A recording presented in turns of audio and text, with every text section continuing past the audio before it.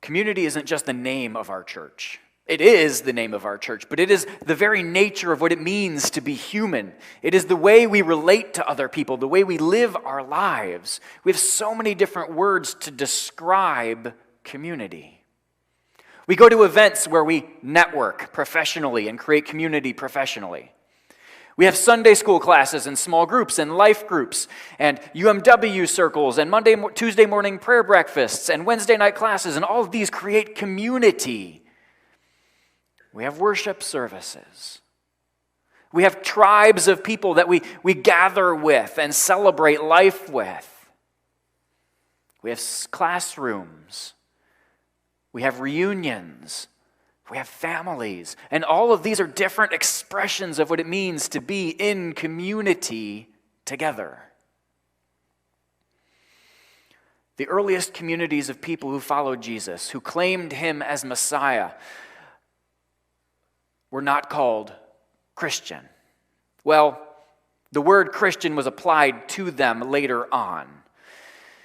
And in Greek and in Latin, it was transliterated into Latin. And then the word Christianos was used to describe them, but that wasn't a name. It wasn't a pronoun that was applied to them. It was a descriptive, almost sentence. And it meant this: those who belong to the party of the Anointed One. This is the descriptor that was used about the people who claimed Jesus as Messiah. They were those who belong to the party or the community of the Anointed One. Anointed One is just another way of translating the word Messiah or Christ. And so what the people who first believed in Jesus were called is a community of people who claimed Jesus was Messiah, anointed of God. And I realize as we look back, that might seem kind of like, well, of course, duh. But what we don't know necessarily is how political that statement was. They were a community oriented to claim Jesus was King of Kings and Lord of Lords. And when in doing so, they were saying Caesar was not. The Sanhedrin was not. Herod was not. Only Jesus. And when you think about the people who were following Jesus around, his disciples, and those who would come after Jesus' life, death, resurrection, and ascension that called themselves this party, you begin to understand a little bit about why people didn't like them. Because they were a community of people who focused on Jesus as King. These last several weeks, we've been looking at Jesus, at the I am statements in the Gospel of John, who proclaim Jesus not just as King, but also as God. Ego eimi, or as I am. And that is a profound theological statement that John writes again and again and again. And like I said, the last several weeks we've been looking at chapters 9 and 10 and a little bit into 11. And this is all around that passage Pastor Debbie talked about last week, where there was a blind man who was born blind and was healed. And everybody was trying to make out what that meant for them and what that meant for Jesus. They put this man on trial. They put his family on trial. And then we have these three statements that Jesus gives about himself. It says, I am the light. I am the gate. I am the good shepherd. All of these are in that same answer Jesus gives to the people who are accusing him of being a madman or demonized man or the king. And so in this passage, in this response to the people, Jesus talks about a shepherd. And this is from the Jewish pool of images, shepherd is a common image. In fact, many of you may remember Psalm 23 and that shepherd image is in there. And in the Jewish pool of images, shepherd is code for king. We can probably thank David for that. He was the most famous king and the most famous shepherd that people read about in the Old Testament and remembered.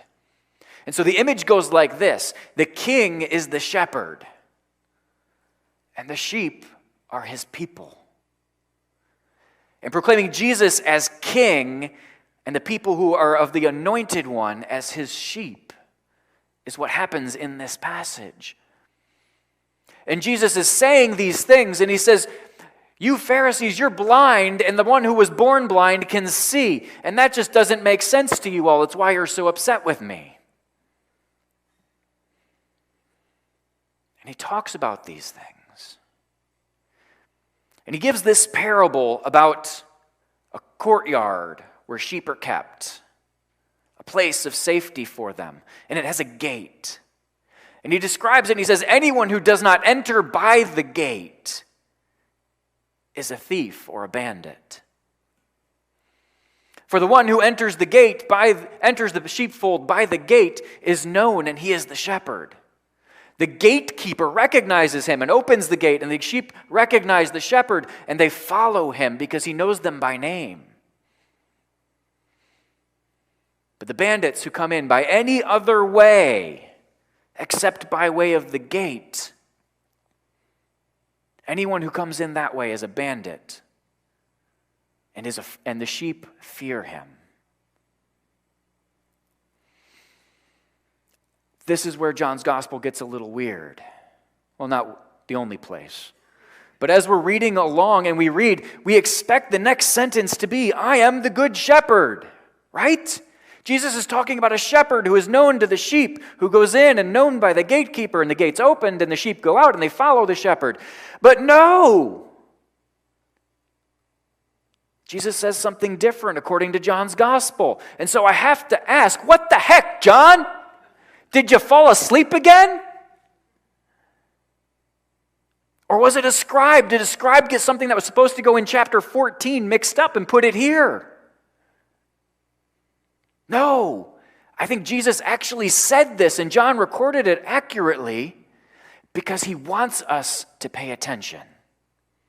Anytime you're reading in Scripture, or anytime you're hearing a speech or a sermon, and someone is going along and they're making sense, and then they say something really out of the blue that doesn't connect with anything else, that's a rhetorical tool that says, hey, wake up and pay attention.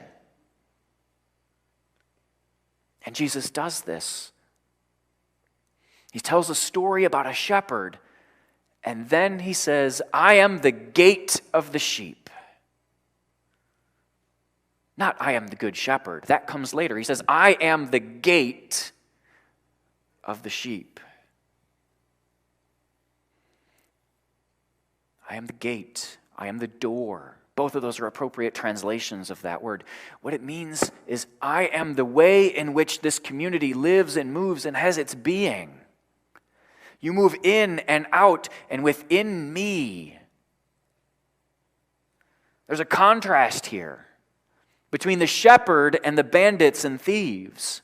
And it's intentional for us to pay attention for this. How is Jesus contrasting the two? The bandits and thieves, they go in by ways that are not the gate. They enter into community by other means, with other purposes. The shepherd is known to the gatekeeper and known to the sheep, recognized by the sheep, and the sheep love and trust and follow the shepherd. But the thief and the bandit are foreign, unknown, dangerous. These are the false messiahs, the false prophets, the false pastors, the false leaders, the false people in our communities.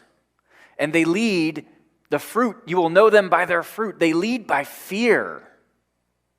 You ever been around anybody who leads by fear? Maybe you've been a part of a church, because there are pastors who come up and their whole point is to get you so afraid of God that you'll pray a prayer and hope that God will love you. I hate to say that about people who love Jesus or proclaim to love Jesus, but anyone who leads by fear and tells you that the only reason to be in relationship with God is because you're scared of hell isn't a good shepherd. Our God loves us. Our shepherd calls us by name. And we trust and we love the shepherd. We don't fear the shepherd. We should never fear the shepherd. because the shepherd has good in store for us. You will know them by their fruit. Family members, leaders, bosses, anyone who is leading by fear is not a good shepherd and does not go in by the way of the gate, but comes in through some other means.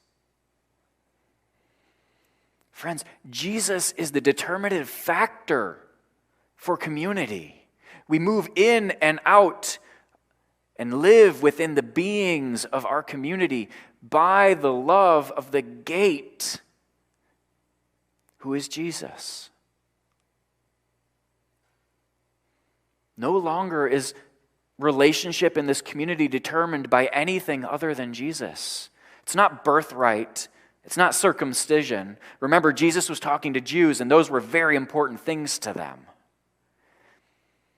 I would add that if Jesus said this today, he would say, it's not your theology. It's not how well you practice. It's not who you know. I am the gate, and the only determining factor of whether you can participate in this community that I have gathered together is love and life and fullness of life.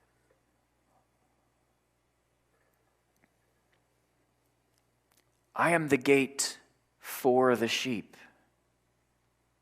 I am the gate of the sheep. We get both of these translations here. And the reason we get both of these translations, and possibly even others, is because in the Greek, of and for don't exist. They're implied. For any of you linguistic nerds out there, the sheep is a genitive. And whenever you translate something, you have to say, what is the relationship between these two nouns, the gate and the sheep? Some translators say the gate is there for the sheep, right?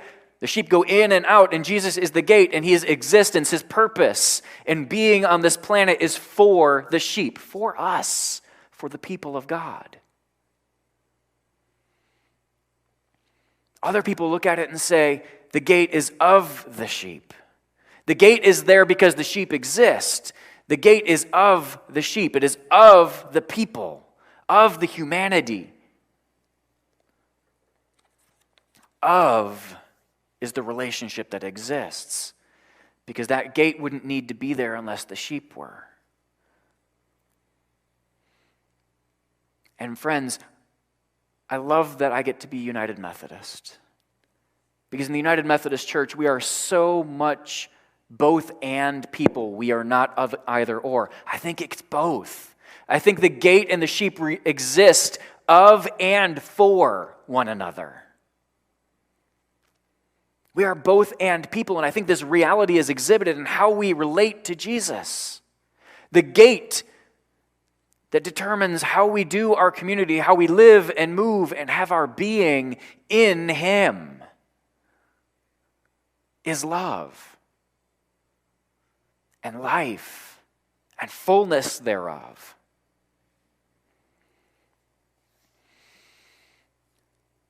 And the way this works is salvation. We are saved from the thieves and the bandits. And this word, sozo, there it is. That's Greek. It's Greek to you too, right? Okay, good. Sozo is the word that's most often translated into our English as saved or salvation. And the shepherd comes and he brings us salvation. He leads us into salvation. But this word isn't just salvation, though most commonly it is. If you're reading Homer's Iliad, the idea of sozo in there is to pluck someone from danger. But it's also to preserve them, to protect them from danger. It's also to heal them, to make them whole, to allow them to live and move and have their being in fullness that they were created to bear. You see, friends, when we read salvation and see this word sozo, it's not a get out of hell free card. Life is not Monopoly, and neither is a relationship with God. It's so that we can be made whole. That the image of God that you were created to bear might not only be preserved, but made manifest through the ways that we live and move and have our being in community together by way of the gate, Jesus, who in verse 11 identifies himself as the Good Shepherd, which is what we expected to read earlier. This is what it means to be the community, those of the party of the anointed, to be in relationship with one another,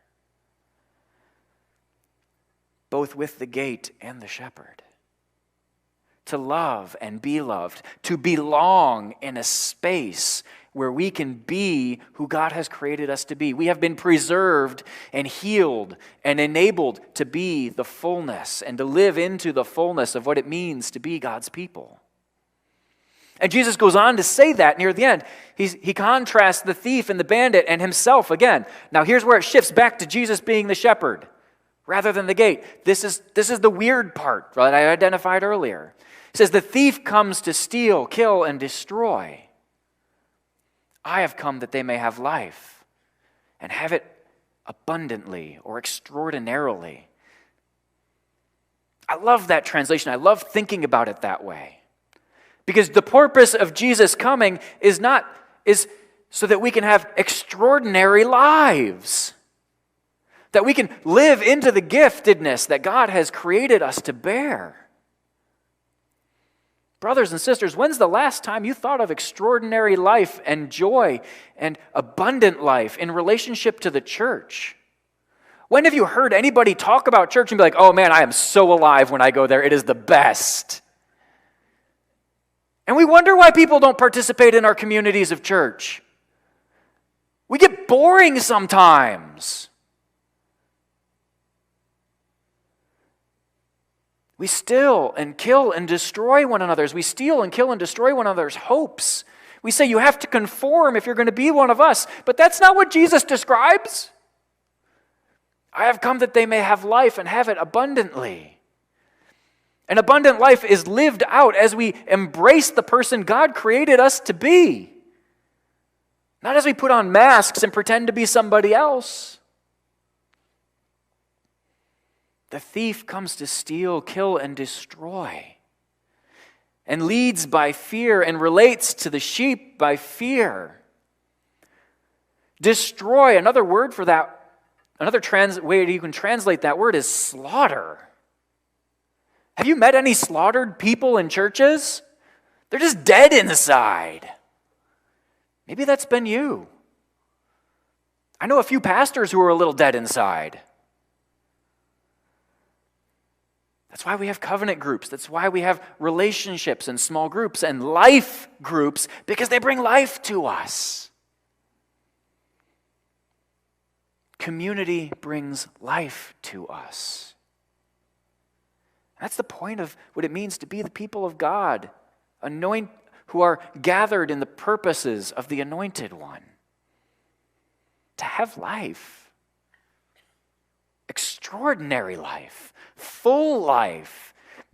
Not just full to the brim, but I love this how the psalmist talks about my cup overflows. I'm so full of life it spills out everywhere I go. I want that. And I want that for you, and I want that for everybody. And that's what it means to be in relationship with the gate. Jesus says, I am the gate, the way whereby community lives in and is preserved and protected and kept and allowed to grow and go out and to feed and to be by still waters and green grasses and become what God created us all to become. In a second, we're going to celebrate communion. Communion is an expression of community, an expression of gathering together and being together. It's a meal. And there's nothing more intimate than sharing a meal together. Think of the people that you cook for, or that you used to cook for and don't anymore. Who do you invite to your table? What happens around your table? Do you tell jokes? Do you laugh? Do you cry?